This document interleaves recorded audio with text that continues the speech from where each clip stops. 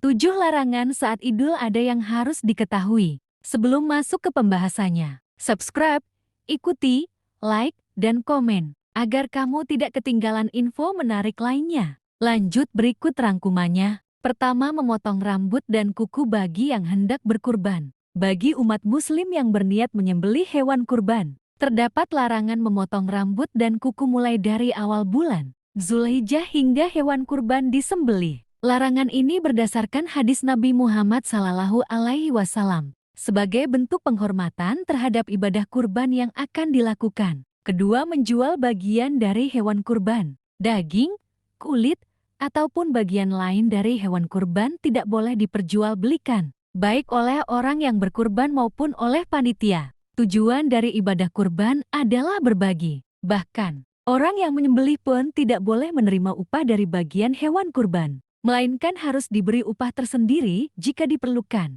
Ketiga, berlebihan dalam menyembelih hewan. Islam mengajarkan keseimbangan, termasuk dalam ibadah kurban. Menyembelih hewan secara berlebihan, hanya untuk pamer atau sekadar menunjukkan status sosial, dilarang karena dapat menghilangkan nilai spiritual dari ibadah tersebut. Keempat, menyakiti atau tidak memperlakukan hewan kurban dengan baik. Sebelum disembelih, hewan kurban harus diperlakukan dengan baik, tidak boleh disiksa, dibiarkan lapar, atau ditarik kasar. Nabi Muhammad SAW menekankan pentingnya menyembelih dengan cara yang baik dan tidak membuat hewan merasa kesakitan. Bahkan, pisau yang digunakan harus diasah agar mempercepat proses. Kelima, melakukan penyembelihan sebelum salat Id. Penyembelihan hewan kurban hanya boleh dilakukan setelah salat Idul Adha selesai. Jika dilakukan sebelumnya, maka sembelihan tersebut tidak dihitung sebagai kurban dan hanya dianggap sebagai sembelihan biasa. Oleh karena itu,